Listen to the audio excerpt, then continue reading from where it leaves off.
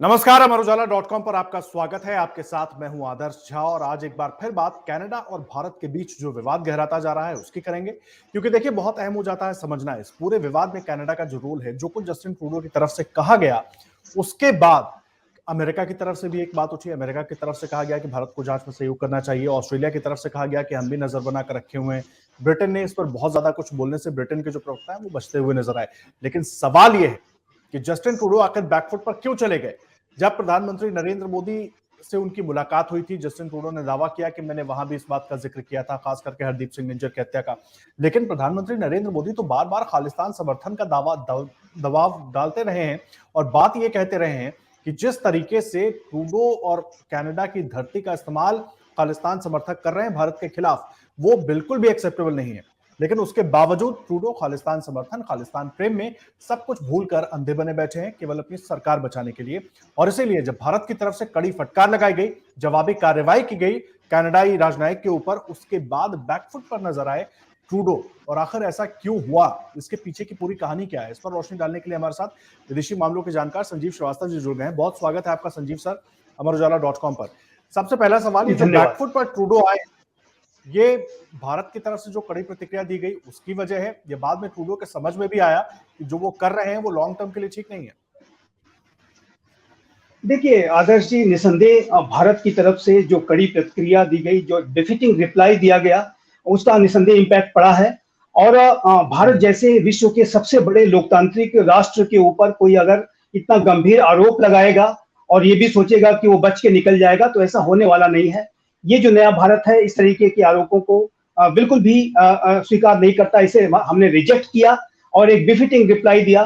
जिस तरीके से उन्होंने हमारे सीनियर डिप्लोमेट को अपने हाई कमीशन से, हमारे जो ओटावा हाई कमीशन है उससे बहिष्कृत किया था, उसी तरीके से हमने भी एक जवाबी कार्रवाई की और यहाँ पर एक सीनियर डिप्लोमेट को कनाडा के हाई कमीशन से बहिष्कृत कर दिया। और इसके बारे में कनाडा के हाई कमिश्नर को तलब किया गया और गंभीर नाराजगी जो है व्यक्त की गई उनसे। तो ये स्पष्ट है कि भारत ने एक जवाबी कार्रवाई की, एक बिफिटिंग रिप्लाई दिया और इसका निसंदेह इम्पैक्ट पड़ा है। दूसरा, कनाडा के प्रधानमंत्री जस्टिन ट्रूडो, ऐसा लगता है कि वो एक नैरो पॉलिटिकल जो वेस्टेड इंटरेस्ट वाला जो प्रिज्म है उसके तहत एक मनोवरिंग कर रहे हैं, पॉस्चरिंग कर रहे हैं। इस तरीके के बयान को दे करके उन्होंने जो तथाकथित खालिस्तान समर्थक एलिमेंट्स जो कनाडा में हैं और एक जो न्यू डेमोक्रेटिक पार्टी नामक जो राजनीतिक संगठन है जिसके सपोर्ट से उनकी सरकार चल रही है, उसको उन्होंने अपीच करने की कोशिश की और उन्होंने ये दिखाने की कोशिश की कि हम तुम्हारे साथ खड़े हैं।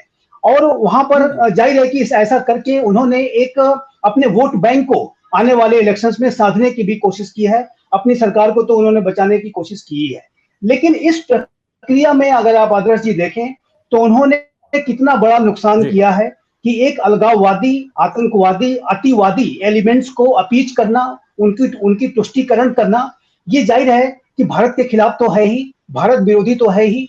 पूरे विश्व में जो आतंकवाद और अतिवाद के विरुद्ध जो संघर्ष चल रहा है, जो लड़ाई चल रही है, उसको भी उन्होंने कमजोर करने का कार्य किया है। ये जो एलिमेंट्स हैं ये भारत के खिलाफ तो काम कर ही रहे हैं, ये कनाडा की सोसाइटी में के लिए भी घातक साबित होंगे। कनाडा में आदर्श जी एक बात मैं और ऐड करना चाहूंगा कि कनाडा में जो क्यूबेक है वहां का सबसे बड़ा प्रोविंस है और क्यूबेक में जो जाहिर है कि एरिया वाइज जो सबसे बड़ा है, आबादी के लिहाज से दूसरा सबसे बड़ा है। और वहां पर भी अलगाववादी जो है अनेक तरीके की मांग करते हैं कि उनको एक अलग राज्य बना दिया जाए और उनको कनाडा से अलग कर दिया जाए।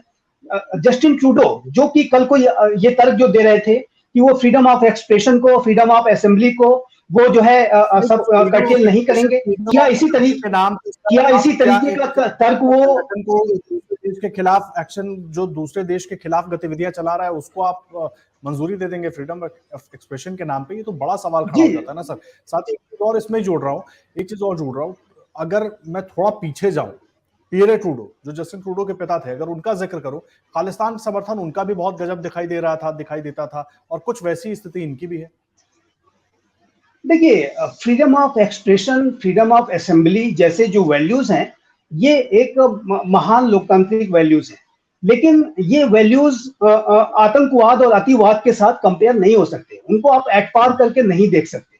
जैसा कि मैं कह रहा था आदर्श जी कि क्यूबेक के लोगों को यदि कल को भारत समर्थन देना शुरू कर दे और ये कहना शुरू कर दे कि वहां के लोगों को भी जो है फ्रीडम ऑफ एक्सप्रेशन और फ्रीडम ऑफ असेंबली और अलग होने का अधिकार है, और वहां पर भी भारत उनको सपोर्ट देना प्रोवाइड करा दे, तो फिर वो कनाडा की सरकार के ऊपर क्या बीतेगी, कनाडा के राष्ट्र के ऊपर क्या बीतेगी।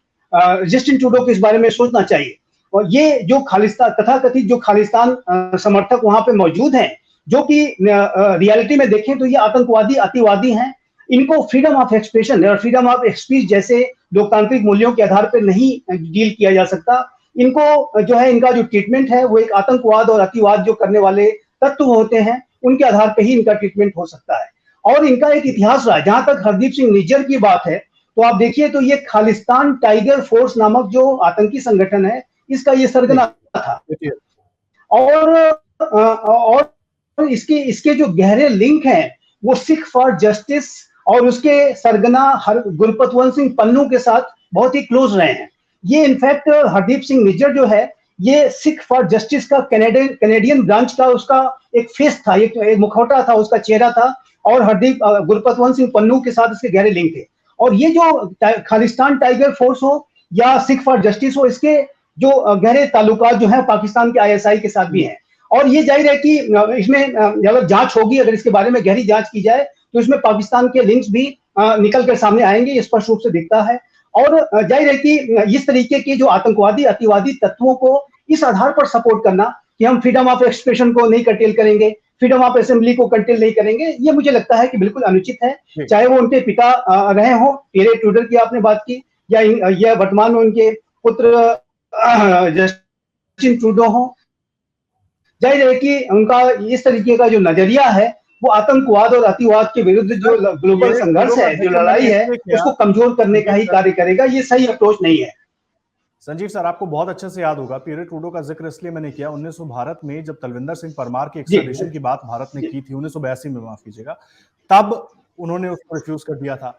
1985 में कनिष्क की घटना हो जाती है और उसमें 286 तो कनाडाई नागरिक मारे गए थे सर। उसके बाद भी कनाडा के इन नेताओं की आंखें नहीं खुल रही हैं, उन्हीं लोगों को समर्थन कर रहे हैं। बब्बर खालसा का वो आतंकी माना जाता था, मास्टरमाइंड उसको माना गया कनिष्क हादसे का, और उसके बाद जस्टिन ट्रूडो को हम देखें, वो भी ऐसे लोगों को सपोर्ट कर रहे हैं सिर्फ वोट बैंक के लिए। ये एक अपीचमेंट की पॉलिटिक्स है, ये एक तुष्टीकरण की नीति रही है। और इस तरीके की तुष्टीकरण की जो भी राजनीतिक दल ऐसी नीतियों पर चलते रहे हैं, उन्होंने अपना अहित किया है, अपने देश का अहित किया है। कनिष्क बॉम्बिंग की अगर बात आपने जिक्र किया, वो भी एक एग्जाम्पल है कि किस तरीके से उनके डबल स्टैंडर्ड सामने आए।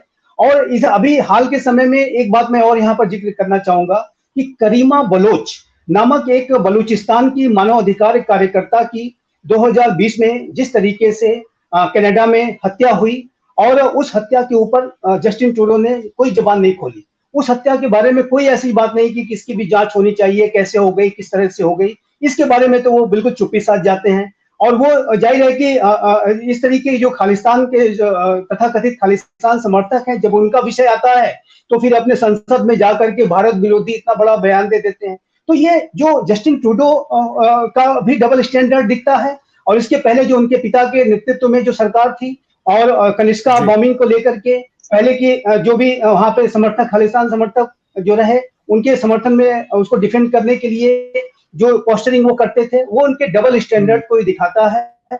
ये उनकी जो है अपीजमेंट की जो पॉलिटिक्स है, जो तुष्टीकरण की जो नीति है, तथाकथित लिबरल वैल्यूज के आधार पर कि हम लिबरल हैं और हम freedom of expression, freedom of assembly को कर्टेल नहीं करेंगे वगैरह वगैरह करके, यदि आपने वोट बैंक की राजनीति कर रहे हैं तो जाहिर है कि आप लोकतांत्रिक वैल्यूज को नहीं फॉलो कर रहे हैं, सिर्फ आप दिखावा कर रहे हैं कि आप लोकतंत्र में विश्वास करते हैं, उदारवाद में विश्वास करते हैं।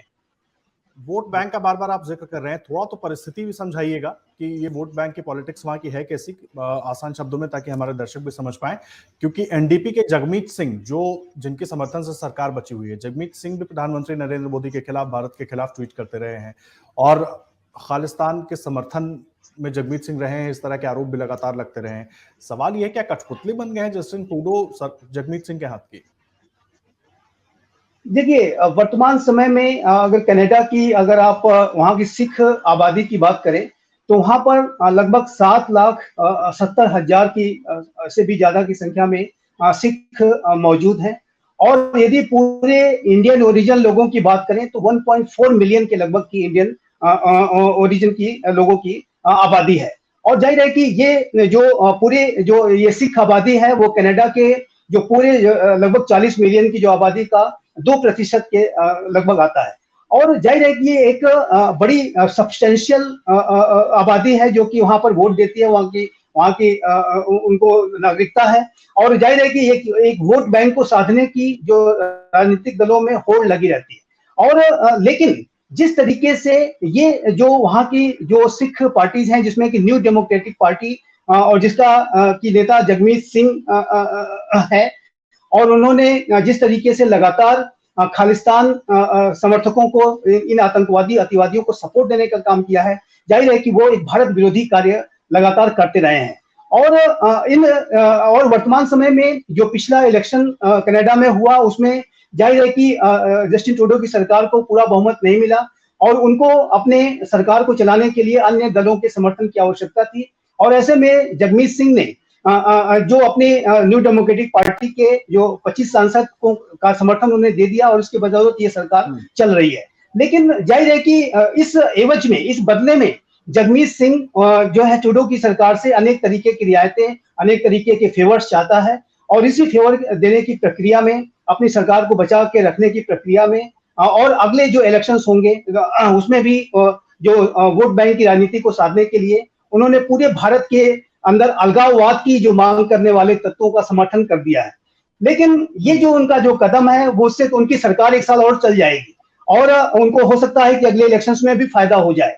लेकिन जो इस तरीके के जो एलिमेंट्स को अगर वो बढ़ावा दे रहे हैं तो जाहिर है कि भारत उन्हें कभी भी इस तरीके की नीति को स्वीकार नहीं करेगा। अभी तो और भारत की कड़ी प्रतिक्रिया आई और उसके बाद ट्रूडो को ये कहना पड़ा कि मैं भारत को उकसाना नहीं चाहता था। इसका मतलब क्या निकाले? मतलब ट्रूडो के ये कहीं ना कहीं समझ में आ गया कि अगर वो उकसाने जैसी कोशिश करेंगे और भारत, मैं सैन्य कार्रवाई की बात नहीं कर रहा हूं, वो एक अलग तरह की बात हो जाती है क्योंकि वो अगर हम टोपोग्राफी के हिसाब से भी देखें तो उस तरीके से संभव नहीं है।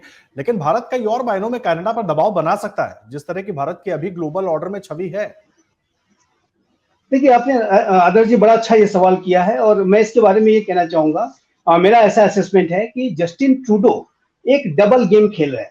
एक तरफ तो इस तरीके के बयान को दे करके वहां के जो तथाकथित खालिस्तान समर्थक हैं उनके पक्ष में दिखाने की कोशिश कर रहे हैं कि हम तुम्हारे साथ खड़े हैं और तुम हमें सरकार चलाने के लिए समर्थन देते रहो और हम तुम्हें और अगले इलेक्शंस में भी वो वोट को साधने के लिए जो भी वहां पे इस तरीके के तथाकथित एलिमेंट्स हैं उनका वो समर्थन लेने की कोशिश कर रहा है। लेकिन उनका जो तात्कालिक जो लक्ष्य है वो जगमीत सिंह और न्यू डेमोक्रेटिक पार्टी का समर्थन लेने का है ताकि उनकी जो सरकार है वो चलती रहे। दूसरा, लेकिन अब उन्होंने अगले ही दिन जो है एक अलग बयान देते हुए ये कहा कि हम भारत को प्रोवोक नहीं करना चाहते, हम इसे मैटर को एस्केलेट नहीं करना चाहते। जाहिर है कि वो इस बात को अच्छी तरह से जानते हैं कि ये जो आज का भारत है, ये जो नया भारत है, ये विश्व की महाशक्ति है, विश्व का सबसे बड़ा लोकतांत्रिक राष्ट्र है, विश्व का ये सबसे तेज गति से बढ़ती हुई अर्थव्यवस्था है। और मेरा ऐसे इसमें स्पष्ट रूप से मानना है कि वो जो 5 आईज की बात करते हैं तो अन्य जो अमेरिका हो, कनाडा, अमेरिका और ब्रिटेन हो, ऑस्ट्रेलिया, उन लोगों, इन राष्ट्रों ने भी उन्हें इस बात की अवश्य सलाह दी होगी कि वो भारत के साथ संबंधों को खराब न करें और ये कनाडा के हित में भी नहीं होगा। और भारत की जो इस समय रणनीति का जो महत्ता है, पूरे इंडो पैसिफिक रीजन का जो क्षेत्र है आदर्श जी, ये पूरे 21वीं सदी का सबसे महत्वपूर्ण क्षेत्र है और इस क्षेत्र पर चाइना जैसा एक आधिपत्यवादी, अवसरवादी, उपनिवेशवादी राष्ट्र लगातार दबदबा बढ़ाने की कोशिश कर रहा है। यदि इंडो और कनाडा की इंडो पैसिफिक को लेकर के अपनी एक रणनीति है, उनकी जो इंडो पैसिफिक की जो पॉलिसी है, जो रणनीति है, उसको यदि कनाडा को इंप्लीमेंट करना है ठीक तरीके से, तो भारत जैसे इंडो पैसिफिक रीजन के सबसे महत्वपूर्ण राष्ट्र के साथ संपर्क और सहयोग बना के रखना होगा, उसे गहरा करना होगा। यदि वो कनाडा भारत जैसे बड़े राष्ट्र के साथ, एक बड़ी महाशक्ति के साथ अपने संबंधों को अगर खराब करता है तो ये कनाडा के हित में नहीं होगा और इससे जो भारत, जो कनाडा के जो ओवरऑल जो इंटरनेशनल डोमेन में जो पोस्चरिंग है, जो उसकी एक रणनीतिक इमेज है, वो भी गहरे तरीके से प्रभावित हो सकती है। जी एक एक बहुत देखिए कनाडा के हित में तो नहीं होगा ये बात, कहीं ना कहीं जस्टिन ट्रूडो भी जानते हैं, नहीं तो इतनी जल्दी वो बैकफुट पर भी नहीं आते। ये भी नहीं कहते कि भारत को उकसाने की कोशिश नहीं थी, मेरा बयान जो है वो भारत को उकसाने के लिए नहीं था। लेकिन एक चीज मैं समझना चाहूंगा, जिस तरह से आपने खुद डेटा दिया कि 7.5 लाख सिख वहां पर रहते हैं, और उसके अलावा अगर टोटल हम देखें तो 1.4 मिलियन लोग रहते हैं भारत के, जो भारतवंशी हैं। ऐसे में उनके लिए भी तो दिक्कतें हो सकती है ना, अगर ट्रूडो सरकार का रुख ऐसा है। अब इसमें जो खालिस्तानी समर्थक नहीं होंगे या जिन पर आरोप लगते रहे उनको हम हटा दें, तो उसके बाद जो बाकी लोग हैं जो सिर्फ अपना या तो वहां पर काम करने के लिए मौजूद हैं या वहां पर पढ़ने के लिए मौजूद हैं, उनके लिए भी तो दिक्कत हो सकती है सर, एक बात। दूसरी बात, उस दिक्कत से भारत सरकार कैसे निपटेगी? तीसरी बात, ट्रूडो को केवल करनी है राजनीति, वो इन लोगों पर ध्यान नहीं देंगे, तो क्या परिस्थितियां बनेंगी? देखिए, मुझे लगता है कि निसंदेह ये जो भारत और कनाडा के बीच में जो संबंधों में जो गिरावट देखी जा रही है, ये जो तनाव देखा जा रहा है, उससे जो भारतीय समुदाय कनाडा का है निसंदेह बहुत चिंतित होगा। और जाहिर है कि वहां पर कुछ ही एक ऐसे लोग हैं कि जो कि तथाकथित जो आतंकवादी अतिवादियों के समर्थन में है, जो लार्जली जो वहां की जो आबादी है, जो भारतीय समुदाय है, वो भारत के साथ पूरी तरह से खड़ा है। और वो अपने जाहिर है कि अपने उत्थान और विकास के लिए, अपनी प्रॉस्पेरिटी के लिए, बहुत सारे लोग वहाँ बिजनेस कम्युनिटी को बिलोंग करते हैं। हमारे बहुत सारे जो स्टूडेंट्स हैं वो वहां पर पढ़ते हैं। 2018 के बाद से आदर्श जी, जो भारतीय जो छात्र हैं कनाडा में सबसे ज्यादा है। अगर सारे विदेशी छात्रों को अगर डेटा उठा के देखें कनाडा में, तो 2018 के बाद से भारतीय छात्रों की संख्या वहां पर सबसे अधिक है, इंडियन ओरिजिन स्टूडेंट सबसे ज्यादा है। तो जाहिर है कि उन छात्रों के अंदर भी इस तरीके की भावना आ सकती है कि यदि ऐसे ही संबंध खराब होते रहे तो हमारा भविष्य कैसा होगा। और वहां की जो बिजनेस कम्युनिटी है, जाहिर है कि अभी हाल में आप देखिए तो एक ट्रेड डील को लेकर के जैसे वार्ता स्थगित कर दी गई इन्हीं तनावों की वजह से, तो उससे बिजनेस कम्युनिटी भी चिंतित होगी। तो मेरा ऐसा मानना है कि निसंदेह भारत का जो समुदाय है, जो इंडियन ओरिजिन पीपल है, एनआरआईज हैं, वो इससे निसंदेह चिंतित होंगे। और उसमें कुछ ही एक हैं, बहुत ही एक मुट्ठी भर ऐसे लोग हो सकते हैं जो कि इन आतंकवादियों के समर्थक हैं। अदरवाइज जो लार्जली जो आबादी है वो भारत और कनाडा के बेहतर संबंधों को और भारत के साथ और भारत के लोकतांत्रिक वैल्यूज के साथ खड़ी है। लेकिन अब आगे आने वाले समय में जिस तरीके से ट्रूडो सरकार पूरे इस मुद्दे को एक राजनीतिकरण उसका करती जा रही है, अपीजमेंट की जो पॉलिटिक्स कर रही है, वो एक निसंदेह चिंता का विषय है।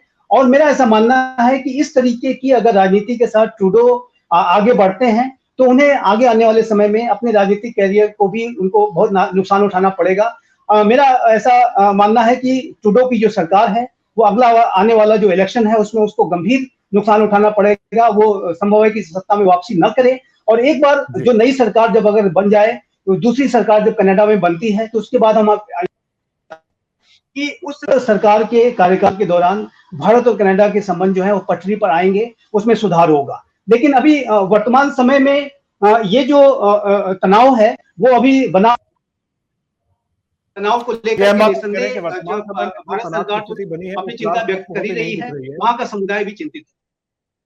जी, अहम बात आप कह रहे हैं संजीव सर कि वर्तमान समय में ये तनाव की स्थिति खत्म होती नहीं दिख रही, क्योंकि जो लोग कनाडा का है और भारत लगातार जो मांग उठाता रहा है कि कनाडा की धरती का इस्तेमाल भारत के विरोध के लिए, भारत में कुछ इस तरह की गतिविधि के लिए नहीं होना चाहिए, और इसीलिए भारत की तरफ से जब फटकार लगाई गई तो बैकफुट पर आ गए जस्टिन ट्रूडो। बहुत धन्यवाद आपका संजीव सर हमारे साथ जुड़ने के लिए और उस पूरी चर्चा में भाग लेने के लिए। अमर उजाला अब आपके टीवी पर भी। अपने स्मार्ट टीवी पर यूट्यूब पर सर्च करें अमर उजाला, चैनल सब्सक्राइब करें और देखें ताजा खबरें, वो भी HD क्वालिटी में। और हाँ, बेल आइकन दबाना ना भूलें ताकि हर खबर हो आपके घर। अमर उजाला, निष्पक्ष, निर्भीक, निरंतर।